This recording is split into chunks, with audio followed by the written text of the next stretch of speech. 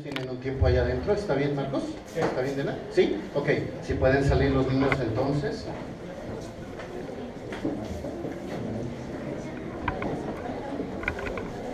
Después de lo que vimos el día de hoy, va a ser difícil igualar eso, o si quieren intentar imitarlo, ¿verdad? Es muy bonito ver lo que Dios está haciendo en la vida de las personas, y cuando lo vemos en la vida de nuestros propios hijos, con más razón.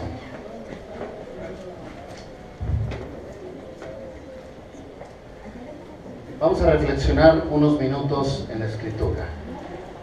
Cada iglesia tiene su propia identidad, su propio ADN.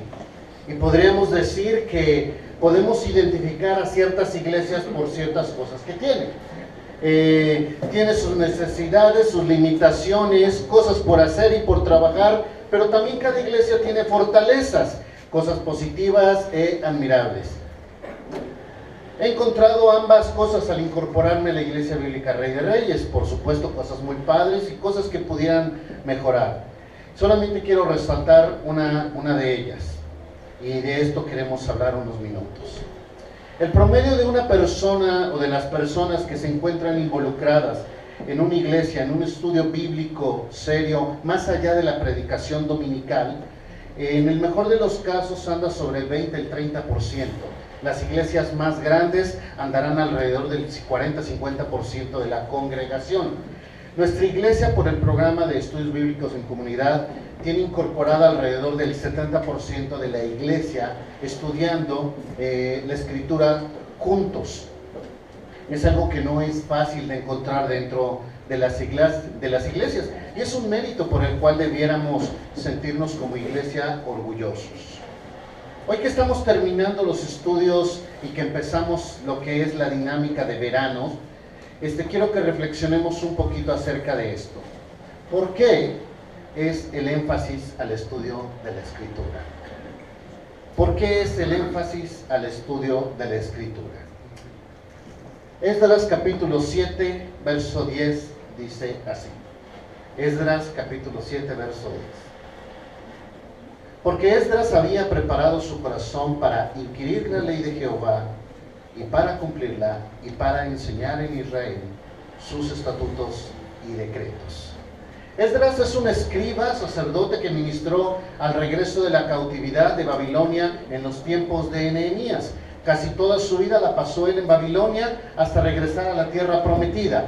Es conocido como un reformador religioso. Su impacto fue tal que logró que el pueblo se comprometiera de una manera tal hacia el Señor, que fue un impacto, un avivamiento espiritual que se puede recordar hasta el día de hoy. La vida de obediencia a Dios era el énfasis principal de todo esto, a pesar de todas las adversidades que encontró. ¿Cómo lo hizo? Ya leímos la clave. Ahora desglosemos este versículo.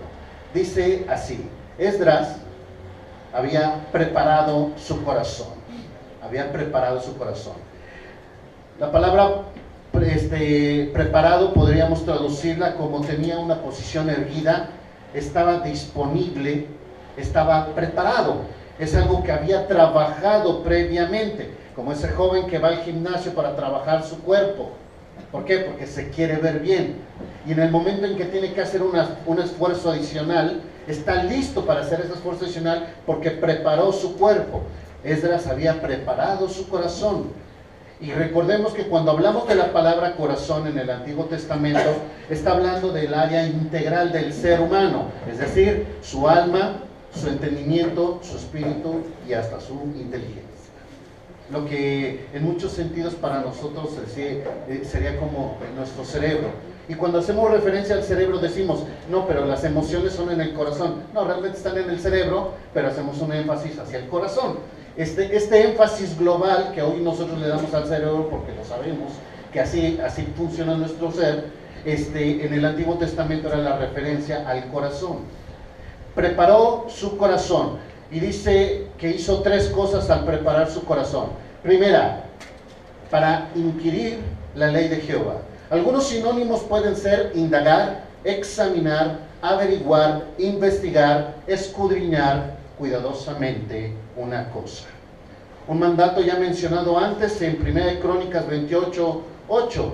Ya había dicho el Señor, dice, ahora pues guardad e inquirid todos los preceptos de Jehová vuestro Dios. Esto no es algo, hermanos, que suceda por sí solo. Requiere una intencionalidad, curiosidad, querer entender la voluntad expresada de Dios. Es como esa persona que lee cuidadosamente el instructivo de un dispositivo nuevo. Por supuesto, después de fracasar al intentar ponerlo en marcha sin leerlo, ¿no? Ya fracasaste al no ponerlo en marcha, entonces ahora sí regresas al instructivo, pero buscando detenidamente qué fue lo que no entendiste, qué fue lo que hiciste mal. Pero ya estás inquiriendo específicamente, ¿no? Como esa persona que sigue las indicaciones exactas de su GPS al llegar a una ciudad completamente desconocida. ¿Por qué? Porque cualquier error va a implicar que estés extraviado. Como esa persona que sigue cuidadosamente el tratamiento médico en el entendido que su vida depende de ello. No es una tarea por entregar, no es un ejercicio para que vean que cumplí. Es un viaje para tratar de entender el consejo de Dios para nosotros. Y por eso estudiamos la Escritura. Dice Juan 5:39, escudriñad las Escrituras, porque a vosotros os parece que en ellas tenéis vida eterna, y ellas son las que dan testimonio de mí. Esto es lo que hizo Esdras, esto es lo que hacemos nosotros. Segunda cualidad, dice, no solo vino para inquirirla, sino también para cumplirla. Vaya conmigo, por favor, a Santiago capítulo 1, por favor. Santiago capítulo 1, verso 22.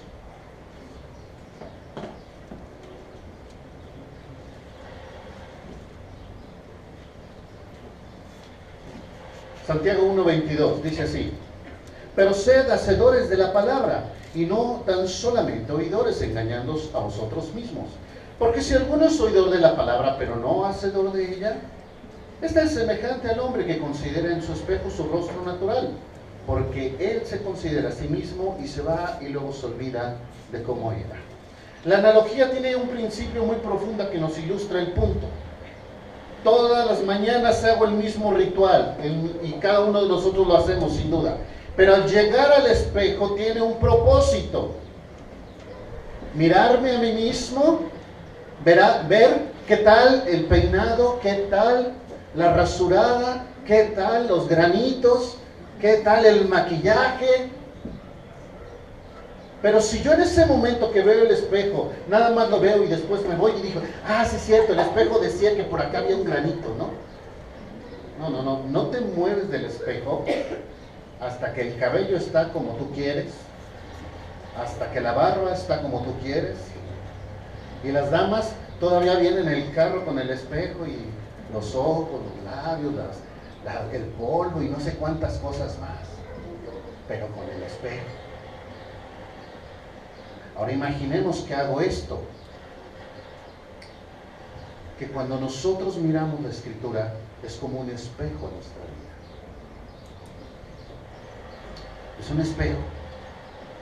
Y cumplir la ley es mirarnos en la forma en la cual Dios nos mira, tal y como somos, para que una vez identificadas las imperfecciones que nos vemos, en las cuales nos vemos reflejados, hagamos lo concerniente. Cuando nos vemos confrontados en cuanto a lo que Dios ve de nosotros y lo que espera de nosotros, es el momento para cambiar. Hay algunos que necesitamos regresar al espejo espiritual para una peinadita espiritual, una rasurada espiritual, y otros para un tratamiento facial más profundo. Porque el hacedor de la palabra es transformado por la misma. No se justifica, sino que actúa. No pone pretextos, sino que asume responsabilidades. No busca promesas por reclamar, sino también está pendiente de los mandatos por obedecer. No se compara con otras personas, sino que se mira frente al espejo de la verdad. Entonces Esdras preparó su corazón para inquirir la ley, para obedecer la ley, es decir, cumplirla, y después dice, para enseñarla. Dice Romanos 2:21, tú pues que enseñas a otro, ¿no te enseñas a ti mismo? Tú que predicas que no se ha de hurtar, ¿hurtas? Tú que dices que no se ha de adulterar, ¿adulteras? Tú que abominas de los ídolos, cometes sacrilegio. Tú que te jactas de la ley, con infracción de la ley deshonras a Dios. No puedes hablar de aquello que no es vivo en tu vida. Es una gran responsabilidad para aquellos que enseñamos la palabra. De lo contrario seríamos, como dice la Escritura, el Señor Jesús hizo referencia a unos hipócritas. Así llama el Señor Jesús a aquellas personas que escuchan la palabra, que estudian la palabra, pero que no viven la palabra. Y por eso me gustó esta imagen. Es como si la palabra se refleja en nosotros y lo que las personas ven en nosotros es el cumplimiento de la Escritura en nuestras vidas. Y alguno dirá, pues si este es el caso, no me involucro en el estudio de la Escritura. Mejor no lo hago. ¿Para qué? Si me va a demandar más, mejor no lo hago. Bueno, para los que tienen este tipo de filosofía cristiana, dice que si tú no eres una persona que vive la Escritura, tengo para ti Hebreos capítulo 5, haciendo referencia a los bebés espirituales. Hebreos 5:11 dice así: acerca de esto tenemos mucho que decir y difícil de explicar, por cuanto se habéis hecho tardos para oír. Es como ese oidor que ni siquiera quiere entender lo que implica para su propia vida, mucho menos querer enseñarla. Dice el verso 12, porque debiendo ser ya maestros después de tanto tiempo, es decir, no es si deseamos, es que el lógico crecimiento espiritual es que usted y yo compartamos aquello que Dios nos ha dado a nosotros. En nuestro contexto, bajo nuestras oportunidades, usando nuestros dones o nuestras capacidades. En el entorno de oportunidad que tenga, pero que lo ha hecho. Y dice el verso 12, en la segunda parte, dice, pero como han dejado esto por tanto tiempo, dice, tenéis necesidad de que se os vuelva a enseñar cuáles son los primeros rudimentos de la palabra de Dios.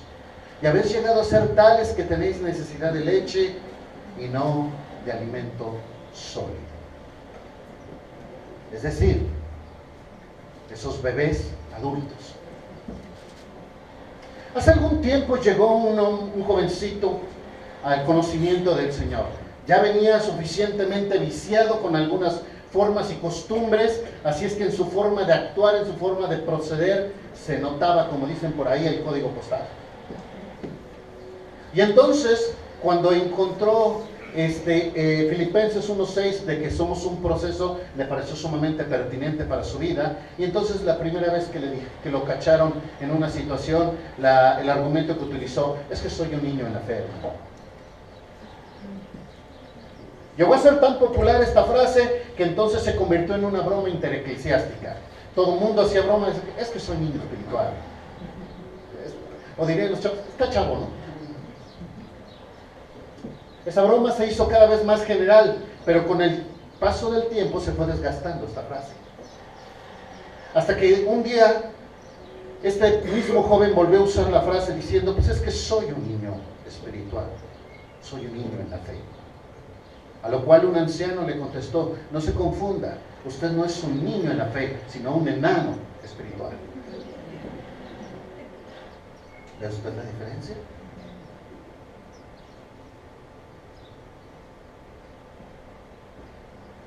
El concepto, la realidad por la cual hacemos todo este ejercicio de estudio bíblico acerca de esto es porque queremos conocer los estatutos, los decretos y las enseñanzas de nuestro Dios. Nosotros buscamos escuchar el consejo de Dios. Me asombraría saber cuántas iglesias, y los que han conocido otras iglesias saben de lo que les estoy hablando, les asombraría saber cuántas iglesias no predican la Escritura. Algunos ni la mencionan, otros la manipulan, otros enseñan doctrinas torcidas para ser beneficiados por la misma. Esta es la razón por la cual nosotros, como parte del ADN de la Iglesia Bíblica Rey de Reyes, es que tenemos un estudio de la Escritura. Por medio de los grupos de estudio podemos ayudarnos un poco unos a otros. ¿Para qué?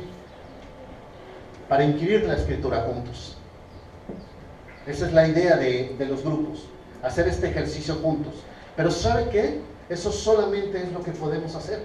El resto de las cosas no podemos hacerlo nosotros, los tendrán que hacer ustedes. Solo usted puede hacer por sí mismo el preparar su corazón. Es una condición personal. Nadie de la iglesia puede preparar su corazón. Nadie puede hacer por usted el que cumpla la Escritura, el obedecerla. Eso solamente depende de usted. Y nadie le puede obligar a enseñar la Escritura. Es una decisión personal. Tal vez en su contexto, pero la idea es que todos compartamos lo que hemos recibido del Señor. Así que, hermanos, cuando nosotros hablamos de estudio bíblico, cuando nosotros hablamos de educación cristiana, cuando hablamos de un ministerio, no solo lo hacemos como una referencia a un ejercicio académico. Si usted piensa que hacemos eso, no ha entendido por qué lo hacemos. No es un ejercicio académico. Como está un póster allá adentro que usa Diana, no es un estudio bíblico, es un viaje al corazón de Dios. No se confunda. Esta es la razón por la que estudiamos la Escritura. Y ahora que estamos terminando este ciclo, valía más que recordáramos por qué y para qué lo estudiamos. Cierren sus ojos. Padre, queremos darte las gracias porque hoy tú nos das la oportunidad y bendición de tener esta reflexión en la Escritura. Guía, Padre, a cada uno de nosotros a entender el propósito del estudio bíblico y el propósito de que esto va a ser un cambio en nuestras vidas.